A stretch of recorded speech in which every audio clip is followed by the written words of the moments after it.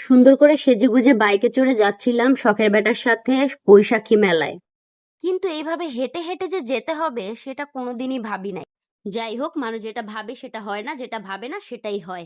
চলেন আজকে শেয়ার করি আমার বৈশাখী মেলার এক্সপিরিয়েন্স আপনাদের সাথে। আসসালামু আলাইকুম গাইস, কেমন আছেন আপনারা? আশা করছি ভালো আছেন, আমরা অনেক ভালো আছি।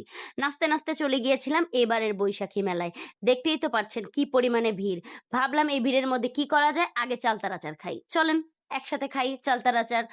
খেতে খেতে ভাবলাম চলেন দেখি আসলে মেলায় কি কি আছে। ঘুরতে ঘুরতে দেখলাম একটা ঘোড়া। ঘোড়ার মধ্যে মানুষ চড়ছে, ওরে বাবারে! দাঁড়ান দাঁড়ান, আপনাদেরকে তো এখনো দেখানোই হয় নাই আমার আউটফিটটা। এই যে হলাম আমি। আমার শাড়িটা কেমন লাগছে আপনারা অবশ্যই বলবেন। যদিও এটা পুরানো একটা শাড়ি, সেদিন পরেছিলাম, আবার নতুন ভাবে আশা করছি ভালোই লাগতেছে। ওই যে নৌকাটা দেখতেছেন, এই নৌকাটা নিয়ে অনেক কন্ট্রোভার্সি। এখান থেকে মানুষ পড়ে অনেক ব্যথা পাইছে। আর এই দোলনা, আমি যেখানেই যাব সেখানেই দোলনায় উঠবো, এটা স্বাভাবিক। এটা সব মেয়েরাই আশা করি করে। যাই হোক, আবার মেলায় ফিরে আসলাম।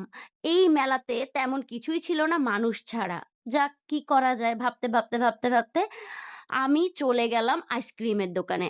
আমার যে জামাই আছে সে বলল, "না, না তুমি আইসক্রিম খেও না, তোমার ঠান্ডা লেগে যাবে। আলুর চিপস খাও।"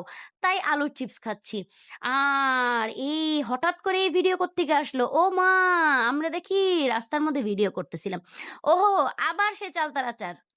থাক, আপনাদের আর চালতার আচার দেখা লাগবে না। আজকের ভিডিওটা এই পর্যন্তই শেষ করছি। ভালো লাগলে অবশ্যই কমেন্টে জানাবেন। আল্লাহ হাফেজ।